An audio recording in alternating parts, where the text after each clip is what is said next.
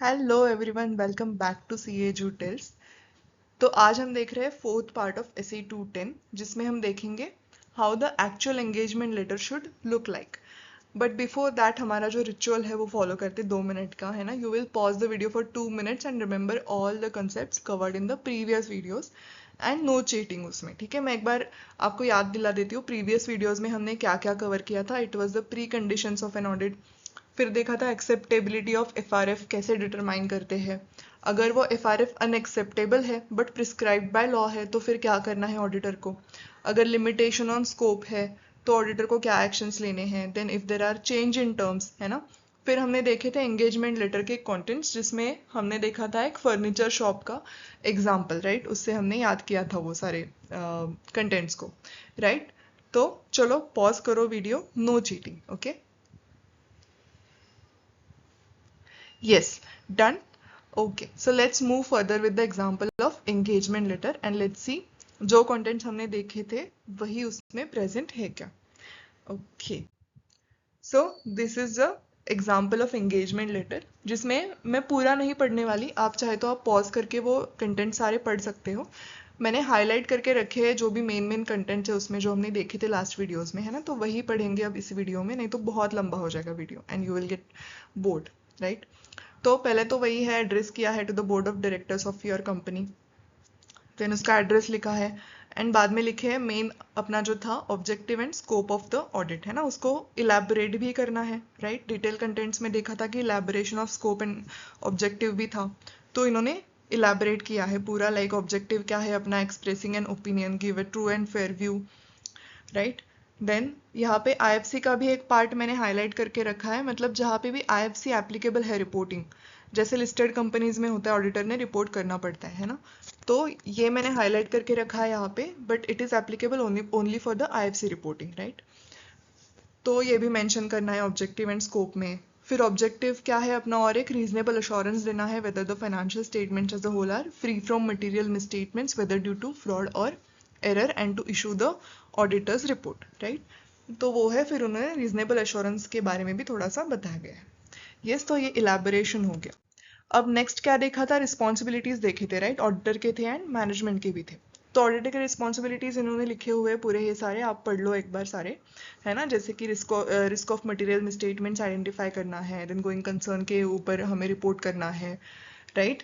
आपने जो accounting policies use की है उसका अप्रोप्रिएटनेस हमें देखना है, ओके। इंटरनल कंट्रोल कैसे काम कर रहा है वो देखना है, राइट।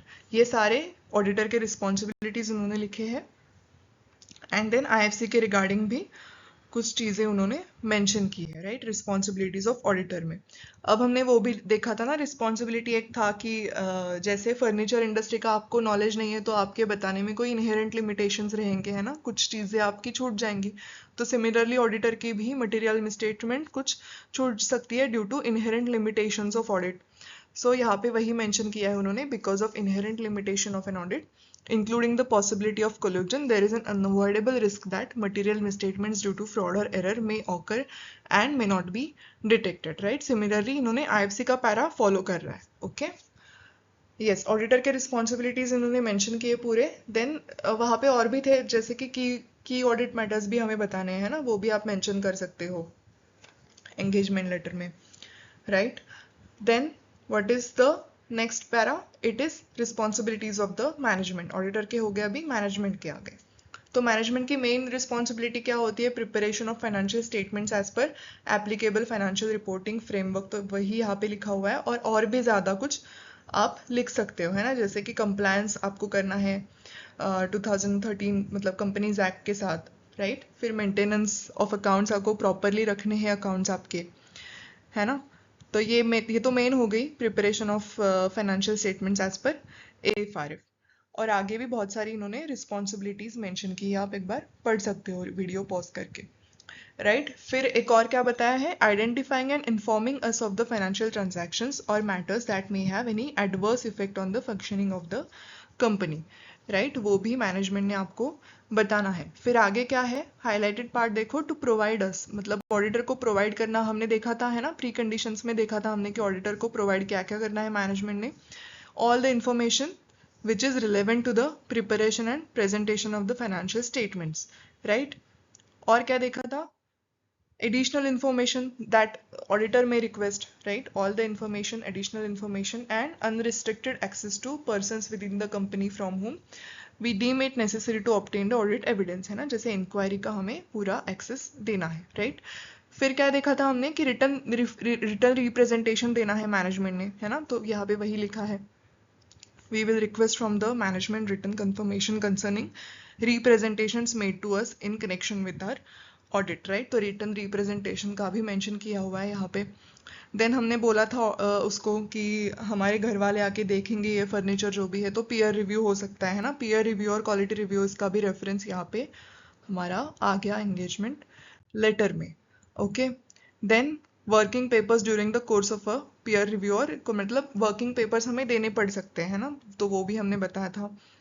देन एक बार था कि वेयर रिलेवेंट हमें क्या क्या मेंशन करना था कि इन्वॉल्वमेंट किस किस की हो सकती है. जैसे यहाँ पे लिखा हुआ है, we may involve specialist and staff from our affiliated network firms to perform certain specific audit procedures during the course of our audit. Similarly आप अगर इंटरनल ऑडिटर को इन्वॉल्व कर रहे हो, है ना, कोई एक्सपर्ट को इन्वॉल्व कर रहे हो, तो वो भी आप यहाँ पे मेंशन कर सकते हो, right?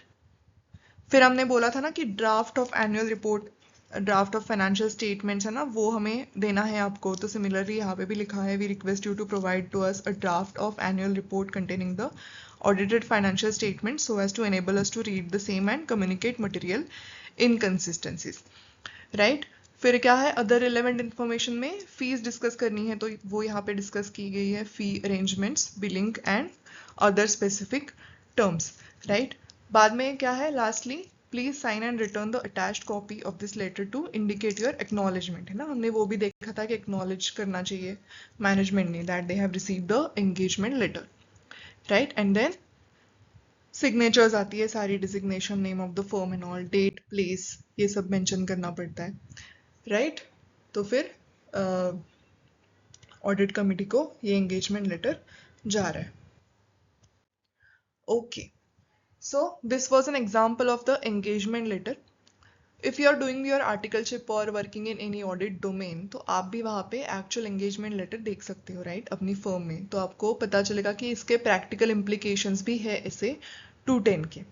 Okay, so now we are left with the last part of SA 210, which will cover when we need to issue the separate engagement letter, या फिर हमें एवरी ईयर एंगेजमेंट लेटर की इशू करने की जरूरत है क्या इन द रिकरिंग ऑडिट्स, है ना? वो हम देखेंगे नेक्स्ट पार्ट में, which will be the last part of SA 210.